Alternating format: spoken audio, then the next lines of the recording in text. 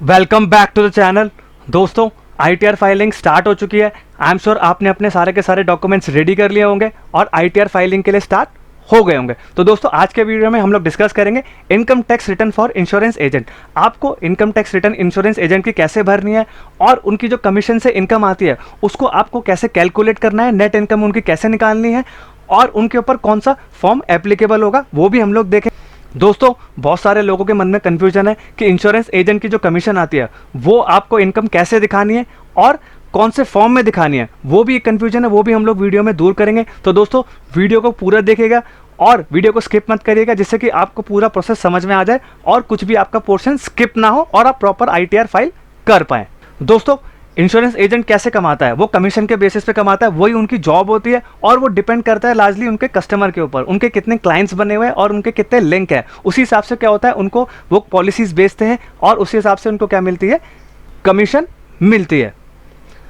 अब दोस्तों, एक इंश्योरेंस एजेंट क्या होता है? जो एक कंपनी का प्रोडक्ट बेचता है। सपोज करिए एक लाइफ इंश्योरेंस का एजेंट है, तो वो क्या करता है, लाइफ इंश्योरेंस के ही प्रोडक्ट बेचेगा और वो प्रोडक्ट बेचने के बाद उसको क्या होता है, कमीशन अर्न होती है, जो कि आपकी लाइफ इंश्योरेंस कंपनी उनको कमीशन देगी। वही बिजनेस करके वो क्या करते हैं, अपना कमीशन अर्न करते हैं, जो कि वो अपने फैमिलीज़ को पॉलिसीज़ देते हैं या किसी फ्रेंड को बेचते हैं या उनके बहुत सारे क्लाइंट होते हैं, उनको पॉलिसी बेच के अपना कमीशन अर्न करते हैं। तो दोस्तों, अब नेक्स्ट हम बात करते हैं who will deduct TDS. TDS कौन डिडक्ट करेगा कमीशन पे? अब दोस्तों, सेक्शन 194D बोलता है कि टीडीएस कौन डिडक्ट करेगा? जो एंटिटी कमीशन पे करेगी। सपोज करिए लाइफ इंश्योरेंस के केस में क्या होता है, लाइफ इंश्योरेंस कंपनी क्या करेगी, उनका टीडीएस डिडक्ट करेगी, जो कि उनका कमीशन एजेंट है और वो क्या होना चाहिए, इंडियन रेसिडेंट होना चाहिए। अब दोस्तों, when TDS is not required to be deducted, TDS आपका कब डिडक्टेड करने की जरूरत नहीं है? अब entity is not required to deduct TDS if, कोई भी एंटिटी उनको टीडीएस डिडक्ट करने की कोई जरूरत नहीं है। अब नीचे हम देख लेते हैं कि अगर कमीशन उन्होंने पे करी 15,000 से कम, यानी कि आपकी कमीशन आपने पूरे साल में 15,000 से कम कमाई, तो क्या है, उनको टीडीएस डिडक्ट करने की कोई ज़रूरत नहीं है। और नेक्स्ट क्या आता है कि जो एजेंट है वो सबमिट कर दे फॉर्म 15G या 15H, यानी कि उनकी जो इनकम है वो 2.5 लाख से नीचे डिक्लेयर करे और क्या करे, वो 60 साल से ऊपर का होना चाहिए, तभी क्या होगा, फॉर्म 15G और 15H वो डिक्लेयर कर सकता है। और या उनकी इनकम 2.5 लाख से नीचे होगी, तभी वो क्या कर सकता है, ये कमीशन पे टीडीएस डिडक्ट ना हो उसका सर्टिफिकेट वो ले सकता है।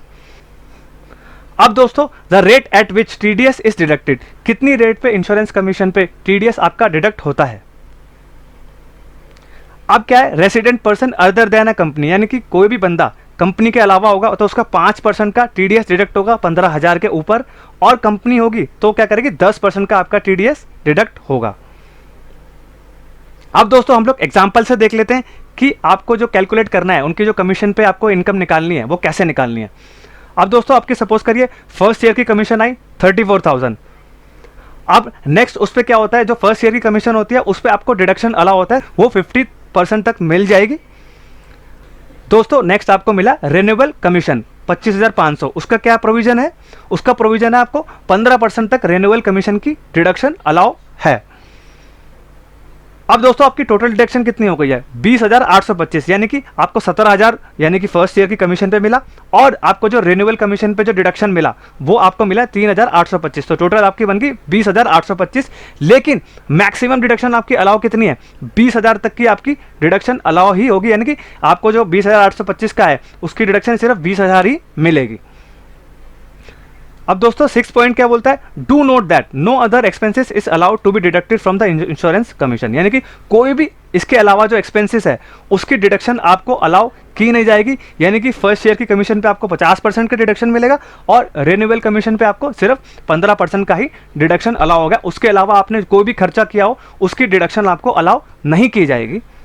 अब दोस्तों, 7 पॉइंट है, in case a separate figures are not available, यानी कि आपके पास दोनों, यानी कि फर्स्ट ईयर की कमीशन भी अवेलेबल ना हो या रिन्यूअल कमीशन भी अवेलेबल ना हो, तो आपको क्या मिलेगा, ग्रॉस अमाउंट का डिडक्शन आपको मिल जाएगा 33.333%। वो आपको जो टोटल ग्रॉस अमाउंट का उसका 33.33% आपको डिडक्शन अलाउ हो जाएगा। अब दोस्तों, नेक्स्ट हम बात करते हैं कंप्यूटेशन ऑफ टैक्सेबल इनकम। उनकी टैक्सेबल इनकम, आप इंश्योरेंस एजेंट की टैक्सेबल इनकम आपको कैसे निकालनी है।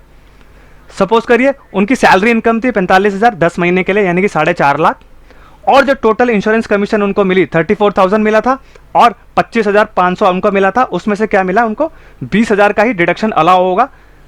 अब total income from insurance commission क्या है 34,000 प्लस 25,000, उसमें से क्या मिला उनको डिडक्शन मिल गया 20,000 का, तो उनकी जो इनकम आ गई वो आ गई 39,500 की। अब उनकी जो ग्रॉस टोटल इनकम थी वो हो गई 4,89,500। अब दोस्तों सपोज करिए डिडक्शन अंडर सेक्शन 80C उनके पास था, यानी कि उनके पास ईपीएफ का डिडक्शन था 36,000 प्लस पीपीएफ का डिडक्शन था उनके पास 50,000 रुपए, तो टोटल डिडक्शन आपका हो गया 86,000। तो आप लोग अब देख लेते हैं नेक्स्ट। अब टोटल इनकम जो उनकी जो नेट इनकम आई 4,89,000 में से आपने क्या घटा दिया 86,000 घटा दिया, तो उनकी जो नेट इनकम आ गई वो टैक्सेबल इनकम कहलाती है, तो उनकी जो आई 4,03,500 रुपए। अब दोस्तों हम बात कर लेते हैं फाइनल कि कौन सा आईटीआर फॉर्म उनको फाइल करना पड़ेगा इंश्योरेंस एजेंट को। अब whether an insurance agent can file ITR 4 और नॉट, क्या इंश्योरेंस एजेंट आईटीआर 4 भर सकता है या नहीं, उसी पे हम लोग बात कर लेते हैं।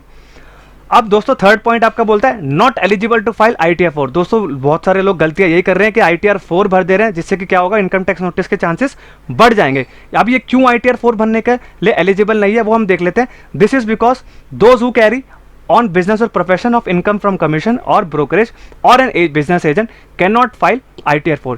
अब दोस्तों वो पर्सन्स यानी कि जो बिजनेस कर रहे हैं, प्रोफेशन कर रहे हैं और कमीशन से इनकम कमा रहे हैं या ब्रोकरेज से इनकम कमा रहे हैं या एजेंसी बिजनेस कर रहे हैं, उनको क्या करना है आईटीआर 4 फॉर्म नहीं भरना है। अब लास्ट पॉइंट आपका आता है income as an insurance agent आपको भरना पड़ेगा आईटीआर 3। तो दोस्तों अब ये सारे डाउट्स आपके क्लियर हो गए हैं कि आपको क्या करना है आईटीआर 3 फॉर्म भरना है, और मैंने आपको ये बता दिया कि उनकी जो नेट इनकम है total income from insurance commission वो आपको कैसे कैलकुलेट करनी।